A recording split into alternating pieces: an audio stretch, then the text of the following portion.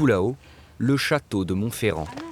Pour y accéder, au cœur de la forêt du Grand Pic Saint-Loup, 50 minutes de marche sur des chemins caillouteux, 300 mètres de dénivelé positif.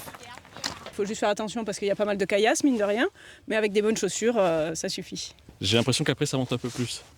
Une fois au sommet, on aperçoit les ruines. Les chevalières et tours détruites par le temps et l'histoire surplombent toute la vallée du Grand Pic Saint-Loup.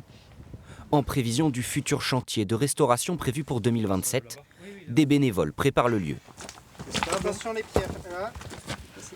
Stop, on va faire glisser. Cette pierre, par exemple, doit redescendre dans un village en contrebas pour y être taillée avant de s'installer dans les futures meurtrières. Chaque pierre a vraiment son emplacement et doit être taillée pour rentrer dans l'emplacement du mur, pour en remplacer une autre qui est trop usée ou une qui est devenue manquante. Le chantier va changer, évoluer en permanence, les visites aussi. Vous êtes sur le chemin du XVIIe siècle. C'est à l'association Pic Patrimoine de raconter l'histoire de ce château.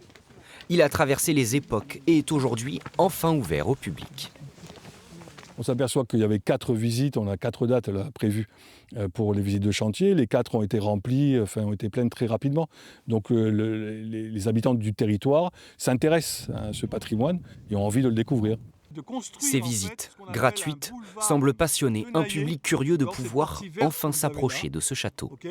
C'est hyper intéressant de voir toutes les époques qui succèdent sur le même lieu, quoi. Donc, du début du Moyen-Âge jusqu'au XVIIe, XVIIIe, donc c'est chouette. La promenade n'est pas ouverte à tout le monde. Le chemin est caillouteux, c'est pas facile d'accès. Donc c'est pas ouvert à tout le monde et c'est un beau bijou à découvrir. D'autres dates vont être proposées par la communauté de communes propriétaire du lieu.